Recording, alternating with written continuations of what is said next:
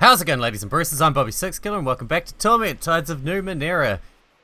Now in the last episode we found a little bit more about the murder, although we still don't know who the murderer is exactly, and we found this fifth eye place, so we've got a few more people to talk to in here, and then possibly a mission involving it. Hang on, I'll just check and see if that's started. Yeah, Eye of the Adversary. Look for the adversary's presence here, so we'll do that at the same time. So let's get talking to this guy. We started talking to this guy, but we didn't actually find anything out. Who are you? Goodness, forgive me. He stretches out his hand. Sir Arthur Torian, traveller, explorer, and lifelong student of the Numenera. I've seen everything between here and the Steadfast, and I've studied Numenera of all kinds for decades. There is no man more knowledgeable about the Ninth World than he who sits before you, I assure you. Why are you here? Knowledge, of course. I've travelled all over the Steadfast and beyond, but I wanted to know what was beyond the beyond. Who knows how much time I have left in this world? I wanted to see for myself. What are the Numenera? His eyes light up, as too do a number of devices on his person, though you can't see why. The Numenera are practically everything around you. We live among the Daetrus of uncountable civilizations, many of which were more powerful than you and I can even imagine. Everything they left us is the Numenera. Weapons, power sources, medicines, gels, plants, animals, why even the very dirt in the ground and shins in your pocket are examples of Numenera. It is such a broad term that the Order of Truth has categorized the Numenera with terms like oddities, ciphers, and artifacts. Of course, any true student of the Numenera considers these categories too broad still. I have my own distinctions, but that is neither here nor there. He takes a puff from his pipe. In any case, it is the Numenera that powers the wonders of this world, from an explorer's esoteries to the dataspheres to the drinks in this very tavern. How would you categorize the Numenera? Ah, a fascinating question. He sets down his drink and leans forward. I'll give you the brief version because you obviously have places to be. Put simply, I'm less interested in how useful a device is than its means of function. He takes a quick puff from his pipe and sets that down as well. Now, the technology of the prior worlds is far too incomprehensible and varied for us to truly understand which civilizations created what, but we can define some basic categories. He counts each one on his fingers. Many devices deal with fundamental forces: gravity, magnetism, sound, light, even time itself. Automatons and created intelligences fall under artificial life. Biotechnology covers a wide variety of Numenera. Many plants and animals that we consider natural were in fact created by prior worlds for some arcane purpose. The bloom may fall under this category. Someday I'll hire a team to find out, if I can find anyone reckless enough. Ooh, I'm reckless enough! There are chemical devices as well as those dealing in various forms of matter. Metals, liquids, crystals, and conversions between the three. His eyes light up. The most interesting are the most esoteric, nanotechnology, which covers much of what common folk would consider magic, transdimensional tech, and technology related to the datasphere itself. He leans back, reinserting his pipe. But these are just the classifications I prefer. The Numenera defy definition. I can't read today, clearly. That's a shame. What's the difference between oddities, ciphers, and artifacts? He takes a long puff on his pipe before answering. For the most part, he says, those terms refer to how useful a device is. It makes sense. As wonderful and powerful as the relics of the past are, no one, in this world, gives a damn unless it can fix their problems. He sighs. They don't care how it works, or where it came from, eh? But if it can be used to feed themselves, fight off an errant grask, or at least give them a few extra shins, now they're interested. He shows you the back of his fist and sticks out a thumb. Oddities are the least useful. They do something alright. Heat your drink, float in the air, make everything you say sound like music, whatever. But it's rarely something anyone can get any utility out of. Oddities are fascinating, but pragmatically, they're only worth a few shins. He sticks his pointer finger in the air next to his thumb. Ciphers, now, those might do anything. Heal your body, shoot a blast of flame, teleport you somewhere safe, and so on. But they're volatile. Whatever they do, they'll do it just once. And if you don't know what you're doing, putting too many devices together can give you what's called cipher sickness. He puts up a third finger. Artifacts won't do that. That term belongs to devices that last. Maybe not forever, but more than one shot. Holy shit, there's so much to talk about. What's cipher sickness? Terrible, just terrible. He sets his pipe down. Ciphers are volatile devices, as I told you. If you know what you're doing, you can separate, insulate, quarantine, thus carrying more ciphers than your average explorer without ill effects. Something on his person starts chirping. He taps his pocket to stop it, but otherwise pays it no mind. But if you carry more than you can handle, those ciphers react in unpredictable ways, draining your energy, wearing you down, or worse. He leans forward conspiratorially. This one time, I saw a cluster of ciphers bond to each other and gain what I can only describe as sentience, ripped my assistant to pieces before tearing off into the cold desert. Haven't seen it since. He picks up his pipe and sticks it back in his mouth. It was completely unexpected. I felt bad about that assistant, but well, science and all that. He shrugs. Fortunately, most effects of cipher sickness are temporary, easily cured by simply getting rid of some ciphers. What is the datasphere? Difficult to say exactly. At the most basic level, the datasphere is information stored within the air itself, but it's much, much more than that. Several of the prior worlds created similar spheres of knowledge around them, all throughout the world. Our term datasphere encompasses all of them, the connections between them, and the effects thereof. For example, he lifts a knobbed finger. People talk about glimmers, visions from another place or time. These are actually some portion of the datasphere accessing human minds. Some ciphers, even some nanos, can access arcane knowledge from the datasphere. Why, even so-called telepathy is sometimes two people communicating through the datasphere without realizing it. The datasphere as a subject of research is far too large for several lifetimes. Alas, I've only been able to spend my time delving into devices that seem to use it, but not the datasphere itself. Or rather, the various and incompatible networks that comprise the datasphere. Perhaps someday. What are esoteries? Esotery is the common name for any of the various powers or abilities that can be explained by our understanding of science. Nanos are capable of esoteries more than most, but other people, and even creatures sometimes, exhibit powers that we would call esoteries as well. What are shins exactly? He peers at you over his glasses. Ah, you're new, aren't you? Shins are currency. The Aeon priests believed them that some very ancient prior worlds used specific metals or crystals as currency per their rarity. But of course, no metal is truly rare anymore. Half the nanos I've met can transmute metal into crystal. Why, I once transmuted flesh into gold, though not entirely on purpose. Anyway, rarity is useless as a means of value, so the value of shins is a necessary social construct. Shins can be any coin-like object or jagged bit of interesting material, though I think you'll find that there is a remarkable agreement on what does and does not constitute a true shin. Many realms in the steadfast actually mint their own money, but you'd be hard-pressed to find a travelling merchant who didn't accept anything you had on you at the time. How is Drit part of the Numenera? Dirt, sorry. Run your hand through the soil, son, and you'll find it's hardly soil at all. It's filled with microscopic remains of ancient unknown technologies and structures, commonly known as Drit. Why, in some places, the Drit is even alive, so it is Drit, not dirt, my bad. He takes a sip from his mug. I don't recommend sleeping on the ground in those places. By the way, terribly unnerving for the survivors. What's the Order of Truth?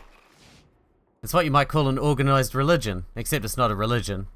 Oh, members of the Order call themselves priests, and the founder, the Amber Pope, but they don't worship anything per se, except perhaps their own intellects. I understand this town has its own branch of the Order. They could answer your questions better than I. Ask you about something else? What else we got? How do you know so much about the Numenera? Cipher gathering was always the main source of income for my family. Alas, no more. But I have extended the pension into pure research. It is not arrogant to say that mine is one of the greatest laboratories in the steadfast. Why, an entire university has sprung up around my home. I specialize in research and experimentation. Prospective assistants apply almost daily, which is good considering how quickly we churn through them. He clears his throat. Oh dear. I'd like to know more about the world? Of course, ask me anything you'd like. I've travelled all over the Ninth World, throughout the Steadfast and beyond. I even know a little about this part of the world, the so-called Beyond the Beyond. I've met explorers of all kinds and listened to countless stories, so what is it you'd like to know? Jesus, there's so much. Why can you tell me about the Steadfast? Much, my friend, much. Too much, in fact. The Steadfast is a collection of kingdoms and principalities far west of here, all the way to the end of the continent. He blows smoke from his mouth. It forms into a purple ball and drops to, and then through the floor. It is where the Order of Truth holds sway more than anywhere else. There are several different kingdoms, along with scattered villages and aldeas, but they all swear fealty to the Amber Pope and his Aeon priests. He utters a small growl. The Order requires nobles of the Steadfast to fight against the Gaians, supposedly a cult to the north. I've never been there myself, so I don't know the truth, but it sounds like a waste of lives and resources if you ask me. That's why I keep my laboratory in the southern reaches, as far from the conflict as possible. He sucks on his pipe thoughtfully. Granted, the Order did ask me to leave after several incidents, but I was planning on moving anyway. Okay. Yeah, I think that's enough for one day. Alright, who else is there to talk to? Do I see anyone? There's a bunch of people. Let's talk to you. What say you, mister? Mrs.? This young woman wears finely polished armor and paces back and forth restlessly on the walkway. Her long hair is lustrous and healthy, and her whole form exudes a wholesome vitality. When she sees you, she raises her voice in greeting. Welcome, friend, to the Fifth Eye. She strides closer to speak more softly. You come at an exciting time. I've been trying to convince some veteran warriors of their eminent suitability to join the endless battle. So far, they rebuffed me, but perhaps you can succeed where I have failed. Tell me about yourself. I'm Clarion. I seek strong warriors, brave souls to fight in the endless battle, to hold back the advance of the enemy. What can you tell me about the endless battle? Much as it sounds, she says, it stemmed from a rift between the changing god and one of his offspring, and has endured for hundreds of years, raging over the same battlefields using the deadliest technology of the ancients. The landscape is scarred and pitted beyond recognition. The walls between dimensions are thin here. Every day, horrors cross into our world. She stands, arms akimbo. Worse, in recent years, the struggle has expanded. Nearby settlements, founded to provide material support for the combatants, or existing there long before the two sides came to rage on their borders, have been engulfed by the spreading chaos. She frowns. It's not too late to change the course of the battle. If only warriors of proven mettle would join the fight. That's why I'm here. That is why I beg for your help. What side are you recruiting for? The changing gods. He's always been the patron of Sagus Cliffs.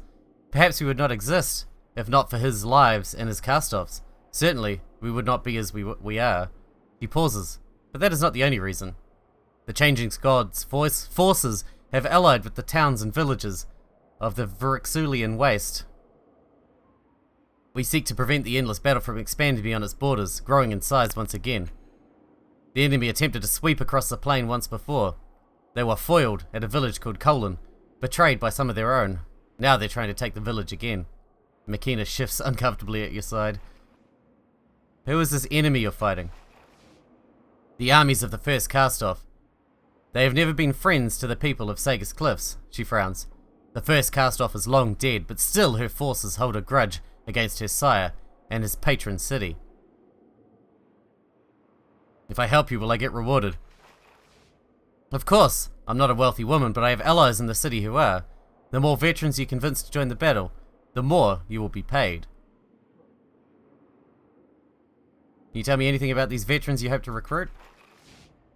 They have fought in countless battles and emerged victorious. They have made decisive forays that turned entire wars. They are clever and thoughtful. Though I know only their reputation, the third inversion, for instance, saw them reach into a new dimension and, I won't bore you with the details, but they were integral in the offensive that would have changed the course of that conflict. Why are you trying to recruit these veterans? Perhaps they're tired of war. She shakes her head. Conflict shapes us all. It sharpens us, makes us stronger than we ever thought we could be. If you hide from it, you'll never know what you might have become, or worse, you'll be easy prey for those who are stronger or crueler than you. She clutches your shoulders. These veterans have grown tired and complacent. I want to help them recapture what they lost. No, I want to make them greater than they were. I don't really like the changing god, but I guess I'll help if I'm going to get paid. I'll remember that. You have my gratitude, and a generous reward if you can succeed in this, friend. She begins to point. At the bar, you see Leto, the woman clad in desert robes. Behind the bar, Farouk. At the table, Ziobe. She lowers her voice again. With Ziobe, you see Therabos. He is older, but he has great experience. She indicates the final target with her chin. And then the crowning piece, Dharma. He's their leader. Farewell. Oh, your name's O? Well, that's nice and easy. I can pronounce that. Hey, O. Your eyes cannot focus on this person, whether male or female, you cannot say, but it hums with a force that both attracts and repels you. You feel a sense of amusement as its regard settles upon you. You speak with O, it says. You have tasted the truth in the form of machine lubricant. You have contemplated the totality of human existence. Speak quickly and true. The world slows around you. Who are you? I am O. You might call me an ultra-terrestrial, though I am far more. I am from beyond space, beyond time, above your comprehension. Your mind has chosen this form for me, and I am content to exist in this structure, but know that I exist also outside of your subjective experience. Some might describe me as superpositional extraction of fundamental universal laws made tangible. It gestures languidly, and you understand perfectly.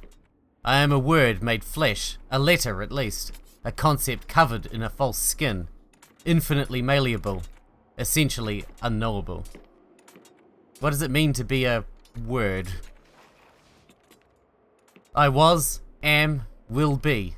I see into the infinite past, into the illimitable future. When the cosmos erupted into a sea of light, I saw it. When the mechanism winds to a sad and creaking end, I will weep. And the moment the great wings of death enclose creation, I am the last vestige of dust, frozen, forever perfected. He thinks pretty highly of himself, herself, whatever. What are you doing here? I am here to see the final attempt at entry by the adversaries. I am here to offer a vision to Leto. Ah. Did you say this was the final attempt at entry by the adversaries? The adversaries thought to peel through realities, to devour this world as they have others. They have never lost. This world is their first taste of defeat. Within themselves, the eaten cores of their victims begin to stir. The adversaries will cease to exist in any meaningful form within a millennium if they are stopped here. This is an inflection point.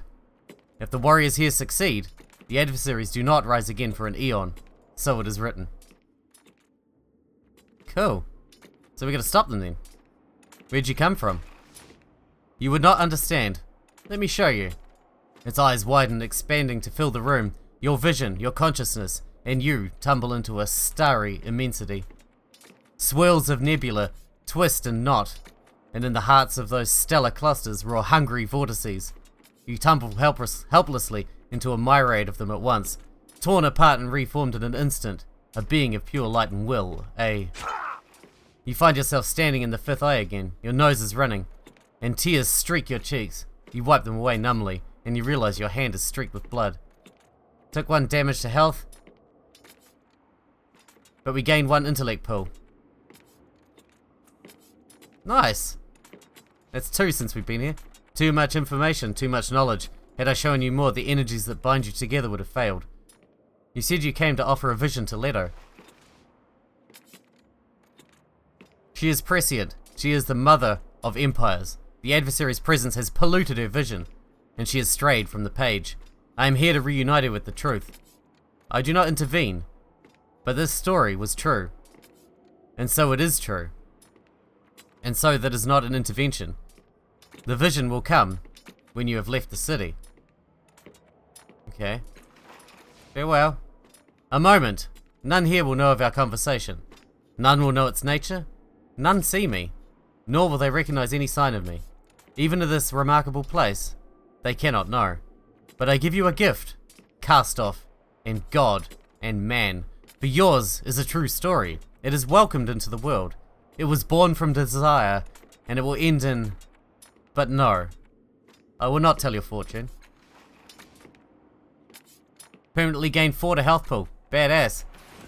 Thank you. I'm going. I'll take it. YSG. I'm not going to try and pronounce that. The most disgusting feature of this tall, vaguely awkward man is the yellow shirt he wears. He seems desperate to fade back into the scenery. When he sees you notice him, he gives you a faint, uncomfortable grin. Who are you? Aaron. Called Yizg. He almost whispers. I am not here. Can you tell me anything about the people here? He shakes his head, as if terrified to meet your gaze. Can you tell me anything more about yourself? No, this is like a dream to me. Let's try again. Can you tell me anything about the people here? He shakes his head, as if terrified to meet your gaze. What can you tell me about this place? Nothing. Well, you're helpful, aren't you? Fuck off. Who are you? Almus. Almus the Soul Keeper. What a cool name. For a moment, you're not entirely sure if you look upon a construct or a human. The plastic sheen of this pale man's skin suggests artificiality. But if he is a construct, he is so cunningly constructed, so close to the human baseline, that the illusion is nearly perfect. Except his head is a trifle too large, his eyes black buttons. Then you realize the truth. He is a visitant. His home millions of miles distant. Almus, my name. What can you tell me of yourself? He lifts his great head, slowly, and fixes you with a dolorous gaze. I am Almus. I am the keeper of souls, last of my kind, only survivor of a civilization that spanned time and space. Now they are gone, their stars black, reality's wind carries me. He turns his head back towards his drink. What happened to your people? The highest caste of power controlled we minds' ideals for all souls of empire. A great web we wove, shining with power. But other nodes, they winked away, until only I remained. His fingers drum on the tabletop. An image of people I carry, but no place to make it real.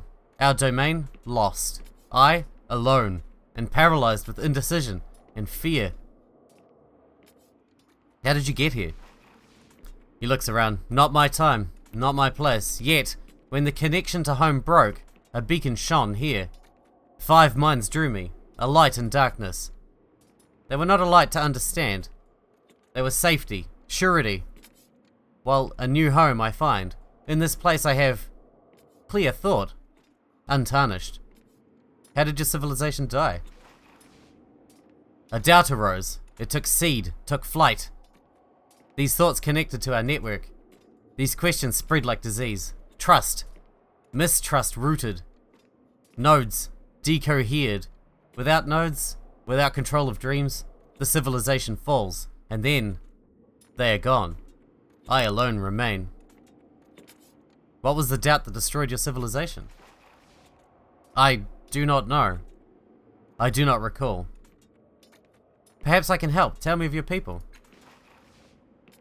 We were gracious autarchs, grinning souls of architecture, children of the stars. Those under our control lived as we bade, controlled them, directed them. We gave them happiness, we gave them thoughts, gave hope, or took hope away. A place of relentless peace and prosperity under our rule. Saw we all possibilities, limitless our potential. How can you not remember the destruction of your civilization? It was sudden. I watched it decohere. The stars winked black.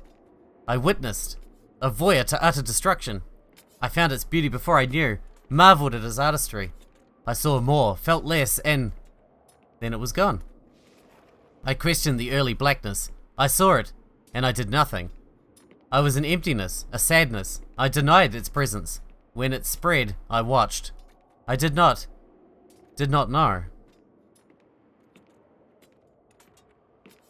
Okay, that's all we got with you.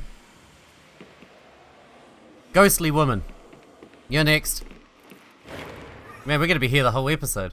You draw closer, but the wispy form of the woman in the booth does not clarify.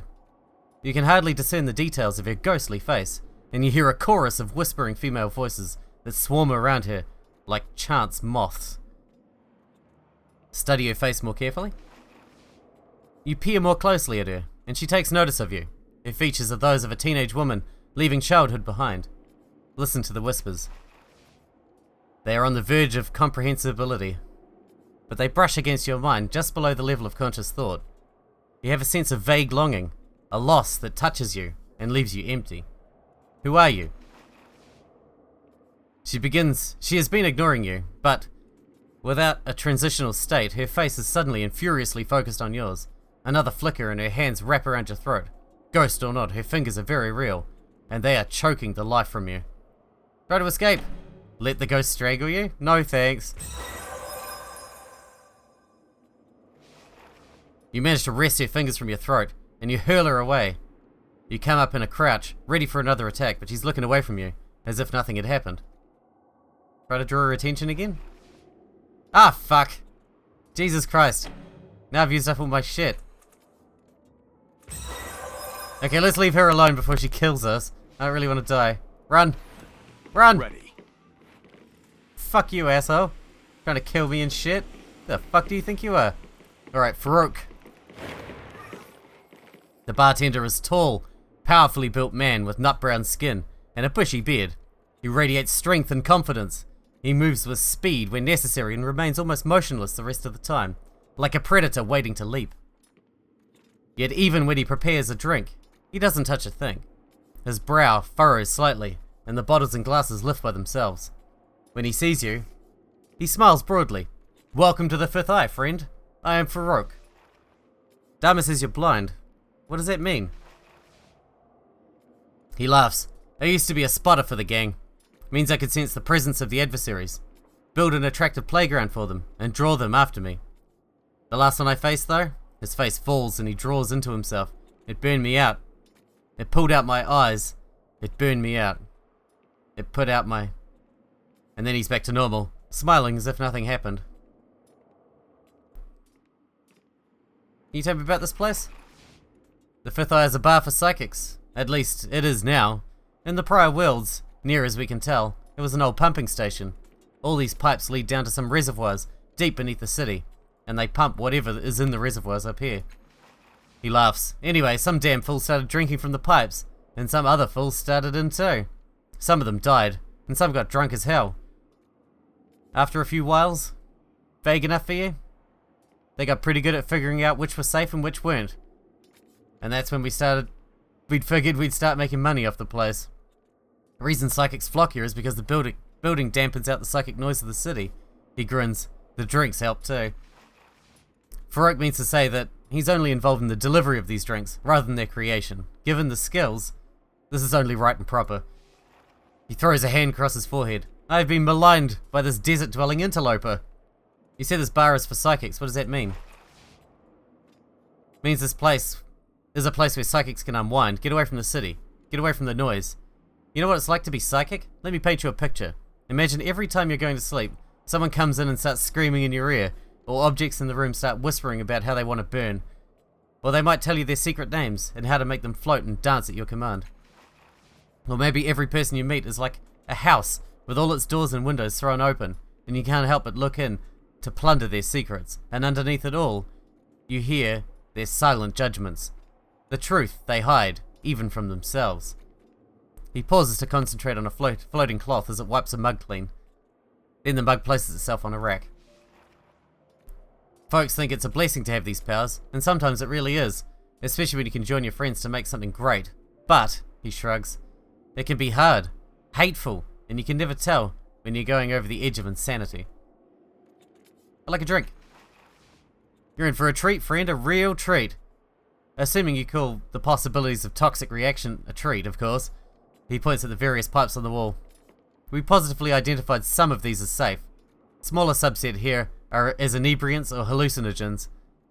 We've got a few that are, well, chancy, as in sometimes they kill people. Cost for a safe drink is 3 shins. Experimental ones, those are 10. Give me a safe drink then. He nods and closes his eyes. Coming right up, he murmurs. Glasses and cups, floating through the air without his touch, moving with precision to the spigots on the walls. One settles before you. You drink it. If you ever wonder what someone else's sneeze tastes like, you don't anymore. The texture and consistency, the flavor. You decide to stop describing it to yourself. Alright, let's talk about something else. I guess we'll try this, this one. Clarion needs your help. She's looking for warriors to fight in the endless battle. I'll remember that. Ha! No way. This bar is my life, and I've done my time. I've no interest in fighting for people I don't know, for a cause I don't believe in. You go right ahead, but count me out. He pauses for a moment, lost in thought or communion. You know what? Maybe you could convince Clarion to take her recruit to act somewhere else. If you want to, I mean. But really, what she's doing and what she's thinking is pretty offensive. Yeah, I'll give that a go.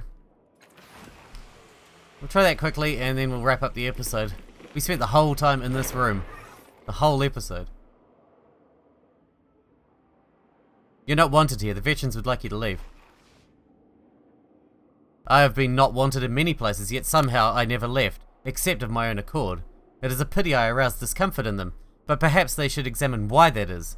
Do they fear a new challenge? You want conflict? You want bloodshed? Let's shed some of yours. Oh shit. What can we do? 90? 85? 90 again? Alright, L again. For the first time, she seems discomforted. Would you... You wouldn't. They have a strict prohibition against physical violence here. They won't let you touch me. Would they? She studies your face and shoots a glance at the assembled patrons. They're studiously ignoring the both of you, though you can feel their focus. Making a note. Alright, if that's how they feel, I'll leave. I don't need any trouble, please. Please accept my apologies. She walks hurriedly to the door, determined not to break into a run. Yeah, fuck off. You're not wanted here. Yeah, we got a level up for Matt Keener. We'll worry about that later. Do we get a reward for that?